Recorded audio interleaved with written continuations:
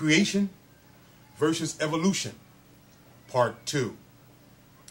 A couple of weeks ago, I started this subject and this particular topic because I wanted to educate our people on truth and fact.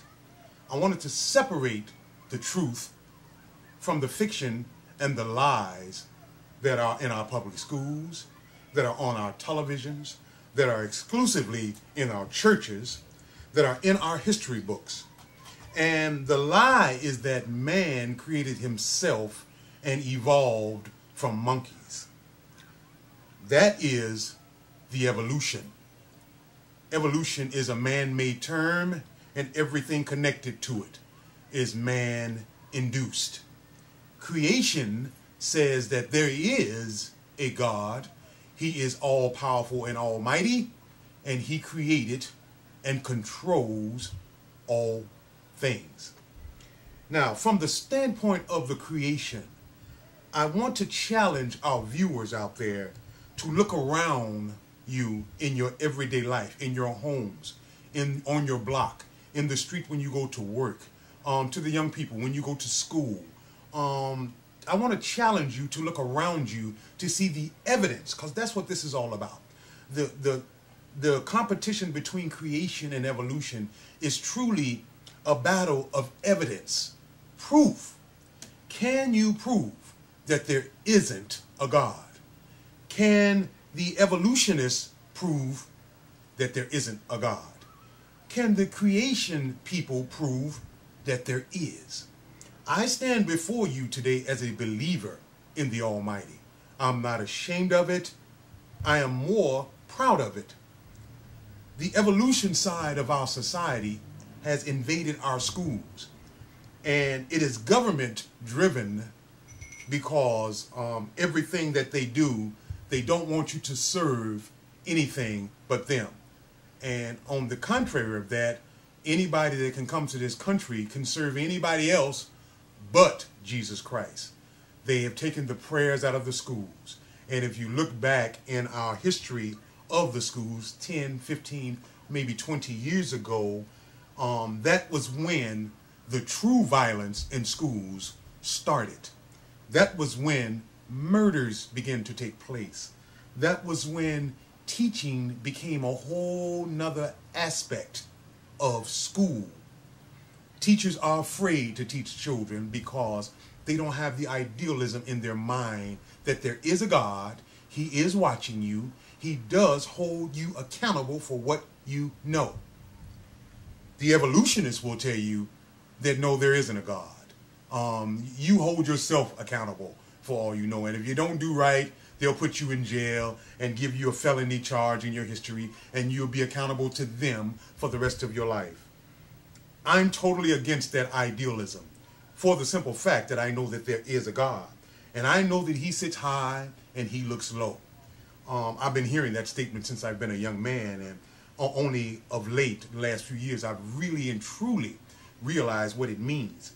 It means that God loves you no matter what. If you're the richest person on the planet, if you don't have a dime. So I say that to all of you people that stay home on Sunday because they have convinced you that you shouldn't come to church because you don't have money to put in an offering. Or you shouldn't come to church because you don't have the right clothes to wear. Or you shouldn't come to church because you're not good at speaking or standing in front of a crowd just to tell people how good God has been to you personally.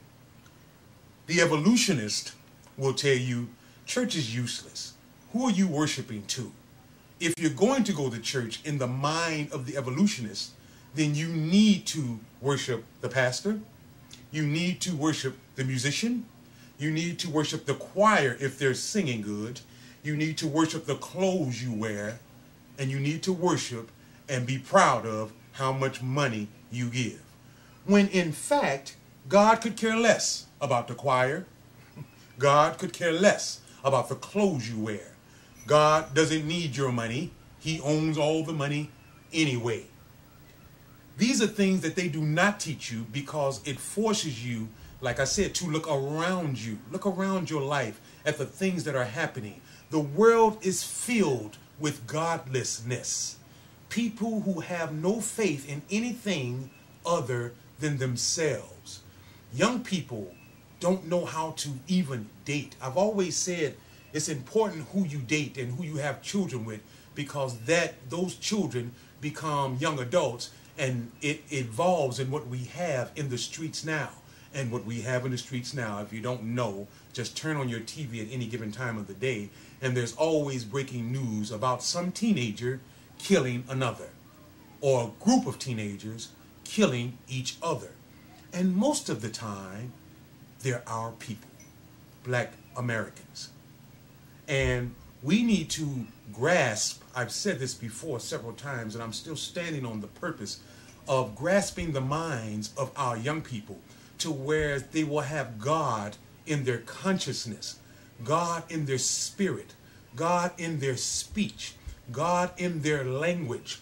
One of the things that evolutionists has created, in my opinion, is the hip-hop language.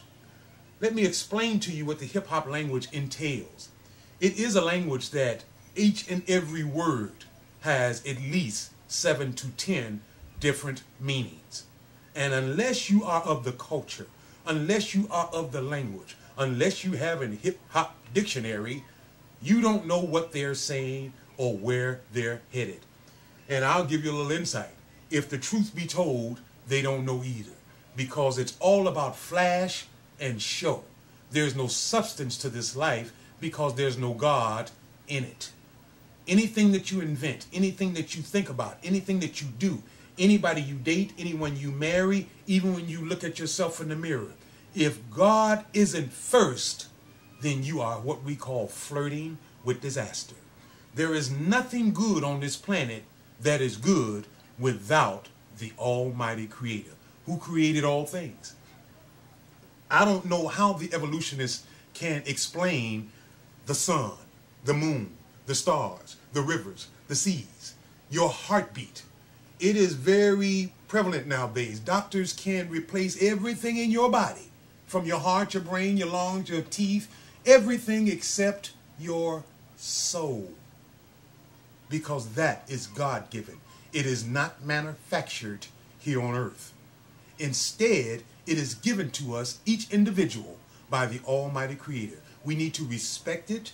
We need to understand that there is a God, no matter what you see around you. And I mean that. It's hard to say that, and it's hard to live that life. No matter what you see, God is still on his throne. He's watching you. He's blessing you. You want to know how he's blessing you? If you are able to live and get up every morning. If you're watching this program free of will, that is a blessing. That is a blessing that is for you and for you only. Take the knowledge that is given on this program. Use it in your everyday life.